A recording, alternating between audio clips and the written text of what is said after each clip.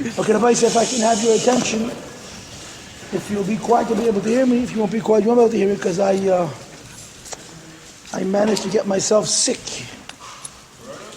I'm supposed to run till Hanukkah and then run out of gas, but I ran out of gas a couple of weeks early.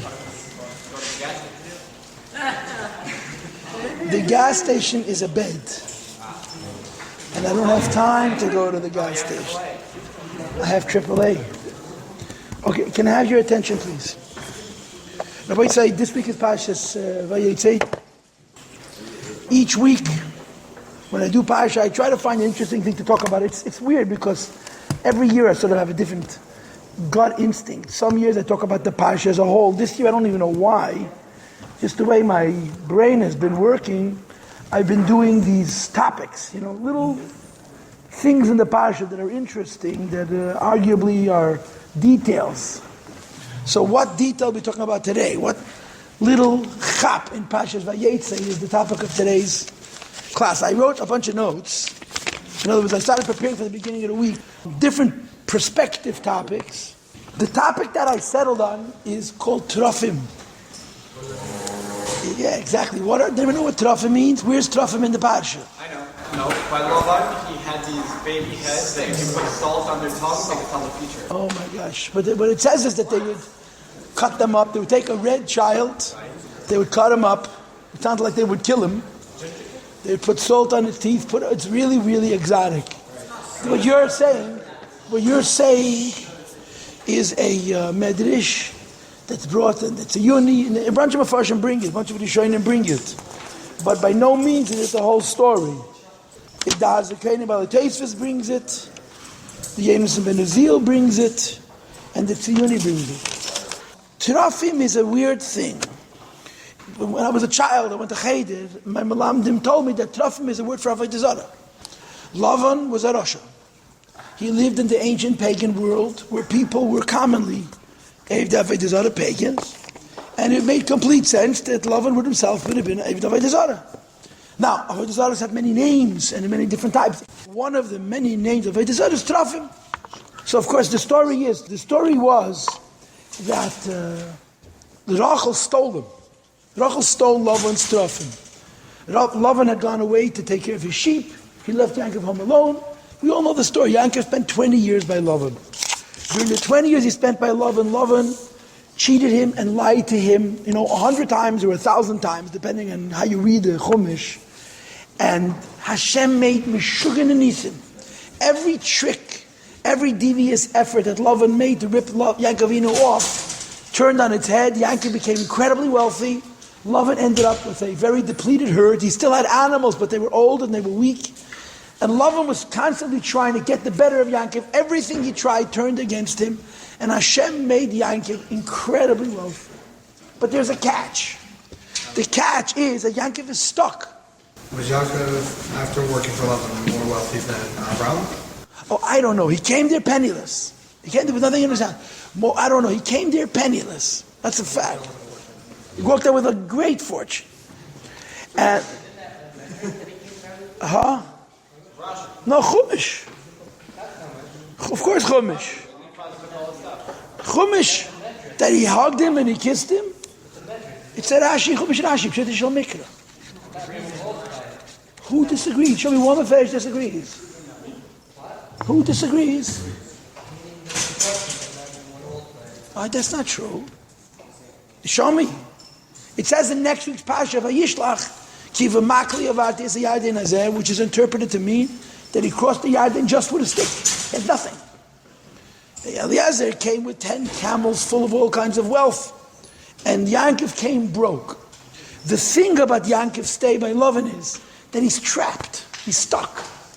He's indebted. He's indentured, is a good word, to a really sick, devious man who's jealous and dishonest. And he can't get out. All he wants to do is leave. I'm sorry. Why can't he just get up and leave? How late? Because Lavan sells him a bill of goods, tells him another story and another story and another story. And Yaakov Avinu is trying to be an honest person, trying to do the right thing. And of course the end of the story is that Yaakov has no choice and he runs away. He literally runs away. The Torah calls it Gnevas Daas. He stole his heart. He left. Now, of course, Yaakov had every right to leave. Moreover, he was told prophetically by God, it's time to go. No reason for you to stay. Remember, Esav was planning to kill Yaakov in his return. Hashem says, you can go back to Eretz Yisrael, even though Esav came with him 400 men. HaKadosh Baruch Hu tells Yaakov Avinu, you're okay. So Yaakov leaves. He packs up his entire family. And remember, he started out dealing with livestock. He had so many animals. He sold the animals and purchased slaves and maids. He was going home with an ashidas. He was a huge caravan. He wasn't just, a man and 4 women and 10 kids. It was a huge, huge schlep. It was a very, very, what they call you see on the roads, a wide load. They went slowly. And of course, Lavan takes 6 days to find out that Yaakov has departed, because Yaakov is going 3 days in the opposite direction of where Lavan is. So as the shliach is running to Lavan to tell Lavan that Yaakov left, Yaakov is going in the opposite direction. So Lavan gets the message on the third day, I guess, when between him and Yaakov there's already a 6-day journey. And he runs from where he is to where Yaakov is in 1 day. In 1 day, catch him on the 7th day. I'm making a mistake here, but I forget why, and I'm not going to worry about it right now. He catches up to him. And they have this incredible showdown. And one of the most interesting stories in the Chumash, the truth is it's an interesting story, is they actually come to terms. Yaakov and Lavan figure it out. They negotiate a settlement. They make it work. And I love to point this out, that all 3 of the others negotiated a peace with Goyim. Avram negotiated a peace with Avimelech. Yitzchak negotiated a peace with Avimelech. Yaakov did not negotiate a peace with Avimelech, but he negotiated a peace with Lavan. And the story ends amicably. They put up a mound, which is symbolic of their treaty. They're not going to cross this mountain except to do business. They're not going to hurt each other. It's a very interesting end to a very, very disturbing story. Lavan's a very bad guy. And Yaakov not only wins him, but he wins him over. That's how the Parsha ends. But again, one of the details of the story is that Rochel Imenu steals the trafim of Lavan. Rashi says, why did Rochel steal the trafim? She wants to separate her father from avodah zara. I mean, she was a Jewish girl. She was married to Yaakov Avinu. She understood the idea of Achdus Hashem. And she wanted her father not to be involved in nonsense, so she took away his tools, took away the tools, the mechanisms, the forms by which one was able to do that particular form of avodah zarah. That's what Rashi says. So I want to talk about the trafim. There's a lot of different opinions about the trafim. Fascinating stuff. Really, really very, very fascinating stuff. I think first of all, there's the rayas from Tanakh. The trafim are actually mannequins. You know what a mannequin is? A life-size human statue. There is a proof from Tanakh that trafim are life-size human statues. The proof is that David HaMelech was being chased by Shaul. So he took trafim, he put it in his bed, and he ran away. And Shaul came to the house. Shaul sent people to the house to arrest David. And Michal, David's wife, who happened to be Shaul's daughter, says he's asleep. And they pull back the blanket, and it's trafim. So there is an opinion that holds that the trafim was a life-size human mannequin. Furthermore, if David HaMelech had trafim, they could not have been avodah zara, because if they'd been avodah zara, they'd be also to possess, also bahana, and the whole deal. So a lot of the Mefarshim stay away from saying that Lavan was involved with trafim as avodah zara. Even though he calls it in the Chumash, Lama ganafta lekoi, why did you steal my God with a small g? There's a presumption amongst most Rishonim, and there's not a lot in the Chazal. I looked, that, as far at least what I saw, is that it was not avodah zara. It was some other mechanism that has metaphysical properties and possibilities and so on. The most fascinating commentary that I found is in Even Ezra. Now, I don't have the Even Ezra in front of me, so I don't know if I have it verbatim. I'm going to read from my page what I wrote. What I am most disposed to believe is the tzuras b'nei Adam. It's the form of man, asuya, which is designed lekabel koichos yonim, to tap into heavenly strength, heavenly powers, and then the Even Ezra has 3 words, V'loi uchal afarish, I'm not allowed to explain. Now, I want to tell you how I understand this. I looked in the Mefarshim on the Even Ezra. They're not saying what I'm saying, but I'm offering you a very original pshat. Even Ezra is one of the most unusual Gdolim in our history. He's a very strange person. We don't have anything with Even Ezra on Halacha, we don't have anything with Even Ezra on Gemara, just on Chumash. And he writes in such a philosophical way, and he quotes all kinds of really controversial sources. There are people who hold Even Ezra B'klal. The Rochel says, I heard from a Rosh Hashiva of mine, that the Even Ezra L'hei Talmudi, he wasn't a Talmud Chacham, he was just a mystic Hazar. And a lot of people have issues with him because he was very philosophical, he was very caught up in philosophy. But there is, first of all, the fact that the Ramban brings him, and the Rabbi Nevachaya brings him, and Chassidus brings him, is proof that the Even Ezra Pachim was about Rochel Kodesh. His words are the words of God. And there's evidence, if you could stop that and appreciate it, that the Even Ezra was a Makobel. There's a lot of evidence, a lot of weird Even Ezras that are really pieces of Kabbalah, but that the Even Ezra was not allowed to say it. So that's how I'm reading this line. Hakarav Elai, my opinion is, what's Trufim? Tzuras be'yadam, the likeness of a man, Asuya lekabel koiches hayonim, we're going to say means, trying to access the 10 Sfiros of Atzilus. V'leuchel afarish Even Ezra, but I'm not allowed to explain it because I'm not allowed to reveal Kabbalah. So there's a position here that says that Trufim was a medium for reaching to Elokus, Sfiros. The term which is closer to us that makes this proposal, and it's a pasuk in Parshas Kisisa and in Parshas Yisro, I believe I have a class on it online, is Kruvim. Kruvim. In the Chumash it says that you're not allowed to make Kruvim. According to Rashi, Hashem did not allow to make Kruvim outside the Beis HaMikdash. According to the Ramban, Yidden were allowed to make Kruvim until the Egel. Because the Egel was an attempt at duplicating Kruvim. It platzed, it blew up. So after the story of the Egel, Hashem made a new Isra, you're not allowed to make Kruvim. What that means is a physical gestalt, a physical thing, that's representative of the Sfiros of Atzilus. And that's not avodah zara. It's allowed. Again, according to Rashi, it was only allowed in the Kodesh HaKadoshim. According to the Ramban, it was originally permitted for Jews, and it was only outlawed because when they made the Egel, the better Jews were thinking that they're making Kruvim, and the worse Jews were thinking they're making avodah zara. It didn't turn out the way they planned, so Hashem outlawed Kruvim. In other words, the idea that we connect to Hashem through supernal forces, we connect to Hashem through higher forces, when is it good and when is it bad? When is connecting to Hashem through supernal forces a good thing, and when is connecting to Hashem through supernal forces a bad thing? The answer is a lot to do with kavanah. I'll give you a few examples, and I really have very little time. There was a book called Sefer HaRefuah, a book of medicines, which Shlomo HaMelech had, which was burnt by Chizkiyahu HaMelech. It's a Mishnah in the Gemara Masechet Pesachim. Chizkiyahu HaMelech gana Sefer HaRefuah. Now, the Gemara says he was right to do so. So it becomes an obvious question. If the Sefer HaRefuah is a bad thing, why did Shlomo make it? And if the Sefer HaRefuah is a good thing, why did Chizkiyahu bury it? And I think there's even a Mer Nevuchim about this, a Ramban. And the teretz is, whenever you use mediums, intermediates to connect Elokus, there's 2 possibilities. You use it correctly, that it's bottled to Hashem and it's only a way of getting closer to the Eibishter, and use it incorrectly, what's called shnius, as if there's 2 gods, Rahman al-Litzlan.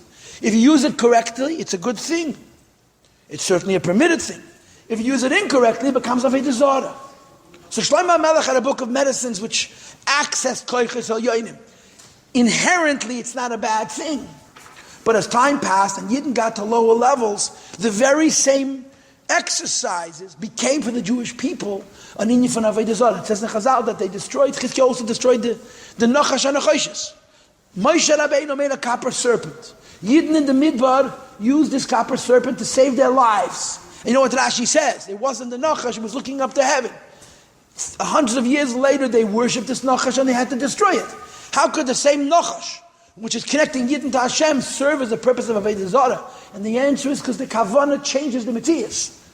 When you see the Nachash, right, there's a It's a Mishnah, Masechta Rosh Hashanah, it's a Rashi and Chumash. I grew up listening to Yigal Salik 45 years ago. This is one of his songs. V'chi nachash meimis ein nachash mechayeh. The snake kills in the life. Bizman shemistaklim klapei mayla. The nachash was on the nace. It was high up. They look up to the Eibishter. It was a good thing.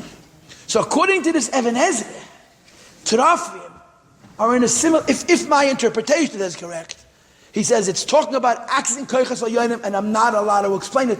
The Even Ezra says this often. And it's understood that when the Even Ezra not allowed to explain it, it's because I'm not allowed to reveal Kabbalah. Kum toy said Lavan had a shaykhis with Sfiros, Talakus. But apparently the way he used it was not full achtos, and even though he was involving himself with the Sfiros, it was considered not a good thing, and Rochel stole them from him. I want to share with you that the Arizal was a practitioner of Kabbalah Maisis. The Arizal used to write amulets and kameas, and he did all of these things, healing people using shemus. We worship the Arizal. I mean, not that I use that word. We follow the Arizal blindly. Chabad Hasidus is more loyal to Arizal than anybody else. But when someone suggested to the Frierdiker Rebbe that the Mittel Rebbe, whose birthday and yahrzeit was today, and whose Chag HaGeula was tonight, used Kabbalah Maisis he wrote superhumanly quickly, the Frierdiker Rebbe said, Chas v'shalom, God forbid, that he should use Kabbalah Maisis, and he gave a different explanation. The Arizal was Kodesh Kadosh. The Arizal was a practitioner of Kabbalah Maisis. Why do our Rabbeim have an issue with it? And the answer is that when it comes to Achtos, if you don't do it perfect, it's terrible. If you're connecting to Hashem through mediums, if those mediums are bottle, like Trufim are supposed to be, it's a medium telekus. If it has the slightest chesaron in the transparency of that medium, it becomes mamish avodah zara. So the way that Rabbeim look at it, the Arizal was so holy that his practice of Kabbalah Maisis contributed to Achdus Hashem. Our Rabbeim felt that they were not holy enough, or maybe the generation was not holy enough, and they were afraid to practice the very same things because they were chas v'shalom bring. The Rabbeim were not in favor of reading mezuzahs and reading palms. They were not into this. Not because it isn't true, but because it results in creating a distance between a person and Hashem rather than being him closer to Hashem. So this Even Ezra blew my mind, that there's an opinion that the Lavan had a shaykh of the Sfiros, but apparently he abused it. Now, a lot of the other opinions speak that Lavan was a kaisim. There's a midrashim that say that Lavan and Bilaam is the same person. There's Bilaam, who's considered the greatest kaisim. Right? The Gemara says Bilaam was a greater Navi than Moshe Rabbeinu, whatever that means. There's a lot of connection between Lavan and Bilaam. The presumption is that they're a gilgal of one another. The Mefarshim and these psukim say that Bilaam and Lavan came from the same part of the world, and in that part of the world, Ksima, a form of magic, was very popular. And Lavan and Bilaam practiced the same things. Lavan, if you remember the story of Balak, when they came to recruit Bilaam to curse the Jews, they took along Ksamim. Ksamim is trafim. In Parshas Balak, at the beginning of the Pasha, Balak ben Tzipor sends people to Bilaam from Midian and from Moav to ask him to come and curse the Jews. They bring the tools with them. And they say, don't tell us you can't practice the magic. Here are the tools. So there's an understanding that in that Pasha it's called Ksamim, Kuf Samach Mem Yud Mem. In our Pasha it's called Trufim, Tafresh Pei Yud Mem. It's the same thing, it's just a different word. And there's a presumption that Lavan was a kaisim, a practicer of Ksima, as was Bilaam. Why were they called Trufim? So let me get to it. I want to get to a sort of an insight here. When you look in the Mefarshim, they say that, and the Gemara says this, that the trick of a kaisim is a real chokhmah. Hashem put into nature forces that are beyond scientific. There are people even today that are called clairvoyant, that are called psychics. There are powers in the world that you cannot explain scientifically. I don't think any person who's objective can deny that that's a fact. There are people who are sensitive, they have extra koiches. Those people who have this special koiches, if they're not careful, it could become avodah zara. And even if it's not avodah zara, it could become very dark. It could become tumah, which is why a lot of people get very weary of all of these healers, because if these healers are doing the wrong meditation, if these healers are themselves not pure and they're engaging in spiritual things, it can have an adverse effect on the person being healed. And it's also a shaila of tamim tia im Hashem elekecha. A Jew is supposed to be simple and sincere with God, not go to these magicians. But ksim is not a lie. It's part of teva. Just like the Khatumim in Mitzrayim used natural forces that we don't know about to do the magic that they did. Ksima is a form of magic that people had in the ancient world using certain tools, and it was connected to time. That's what it seems to be the key component. The time is a creation.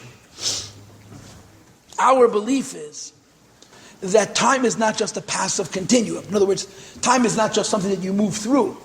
Time is made up of units. A day is one energy, the second day is a different energy, a third is a different energy. An hour has an energy, a minute has an energy, a second has an energy, and there's something called a rega.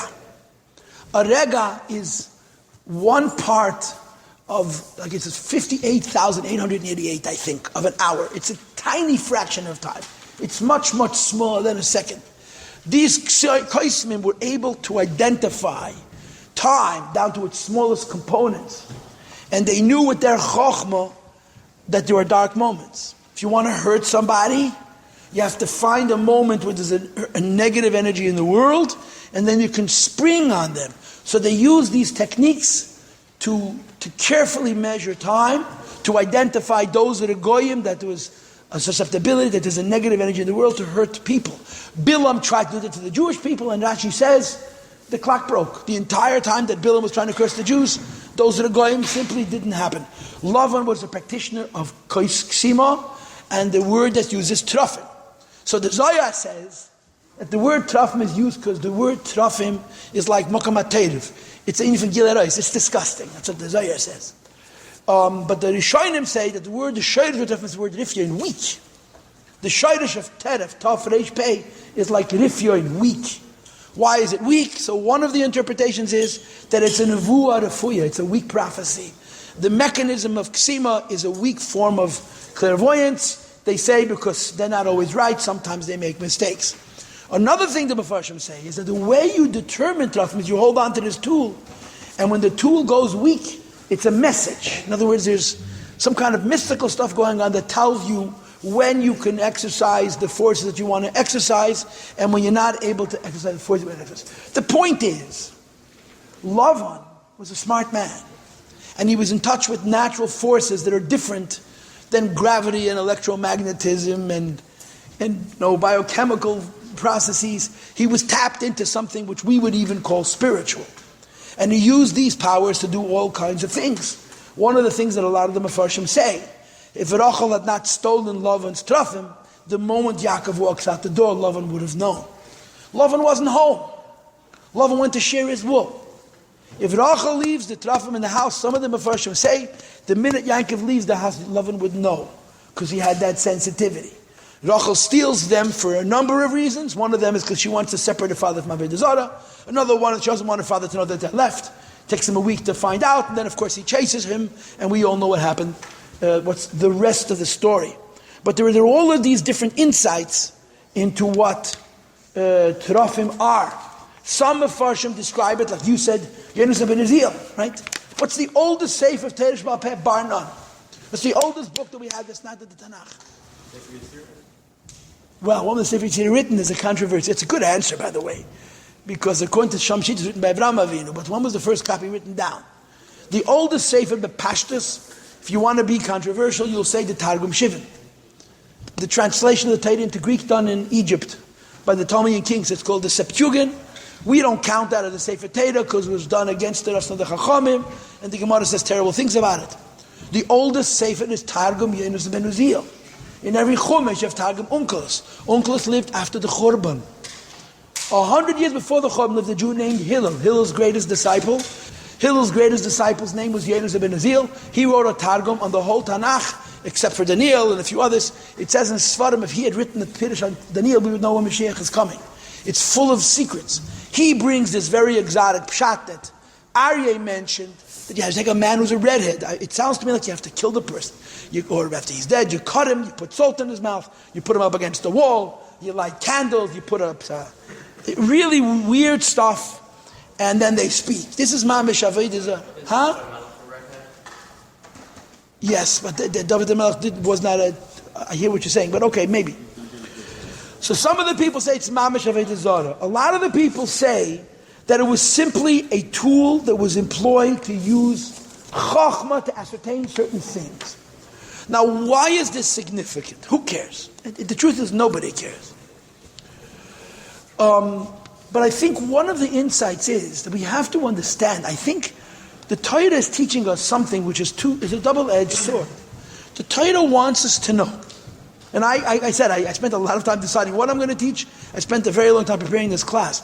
The Torah wants us to know that Hashem put into nature all kinds of chokhmah. There are things in the nature of the world.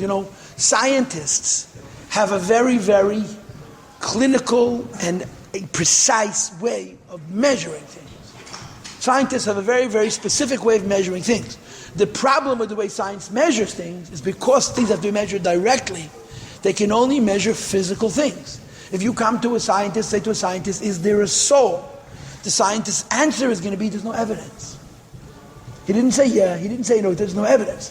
Now, in the scientific world, if there's no evidence, it doesn't exist. Now, why is the scientist saying there's no evidence for a soul? Because when the scientist says evidence, the scientist doesn't mean there's no proof for a soul. There's no physical proof for a soul. Because the scientist only acknowledges physical things. In other words, for a scientist to be safe and not to get caught up in hocus pocus, anything you want to prove, you have to prove directly and physically. You talk about spiritual things, we don't know, and it's not real. The Torah tells us Hashem put into His world great koiches. These great koiches, when used correctly, are part of the design of creation. Like, for example, the mazalas, the signs of the zodiac, right? The constellations, they're a real thing. If they're used incorrectly, at very least, they're against the Torah's command to the Jewish people. Tamim tihya im avaya lekecha. Jew is supposed to be sincere with Hashem, not smart, not look for devious ways of coming to solutions, just sincere. And as you all know, what's the next pasuk after Tamim tihya im avaya lekecha? Navi. A Navi is part of the Tmimus. But a Kaisim and a Menachish and a Mechashev and a Dere Shalamesim and all those other things, even if they're not avodah zara, some of them are only an Issa Lav. A guy is allowed, a Jew is not allowed, because the Jew has to be sincere. But the Eibishter created enormous numbers of koiches. We'll never know all of them. And there were people who tapped into these chokhmas. And when you read in the Chumash about Yankov Avinu engaging with Lavan, we all understand Yankov was a big tzaddik. What some of us don't understand was that Lavan was a real adversary. Lavan had koiches of tumah that were extraordinary. Huh? Today, nichashti. Right, very good. That's in the Chumash. That's not koisim, that's menachesh. So that becomes a whole shaila. There are different between. In the Zohar, they bring three opinions whether trafim is koisim, nichush, or being mechashev shois. The reason there's an opinion that says it's nichush is because of the pasuk you just quoted. Lavan was a powerful man, but associated with tumah. What's the catch, Rabbi Yossi? If you're a simple person, like we are, and you have a relationship to Eibishter based on emunah, like we do, it's not so complicated. If you're very smart, and if you're very sensitive, and you're in tune to these forces, you are very vulnerable to forgetting Achdas Hashem. These spiritual powers lead people to start to see, I don't need God, I can just use my tools. And when you make that decision, you're crossing over from the truth. And the Eibishter creates the possibility in the world for people to misuse these things. They can be used correctly, like Shlomo HaMelech did, like the Nachash HaNachoshes, and then like the Arizal, and they can be used incorrectly. And Lavan had these powers, and Rochel knew him, and she took them away from her father, and she pays with her life. She pays with her life, according to Chumash, Rashi, because Lavan is really upset. And he comes to Yaakov and goes, okay, you ripped me off, you stole everything I have. You took whatever was yours. Why'd you take my gods? Why'd you take my trafim? And Yaakov doesn't know that Rochel took them. Rochel is sitting on them. One of the Mepharshim was saying she was sitting on them to let the whole world know what she saw of them. She was sitting on them. They were beneath her. And Yaakov says, whoever took them will die. And Rochel dies. So it gives you a sense of how much more there is to what seems like a simple story in the Chumash. Okay, let's start from Ma'ariv. What's the makar of these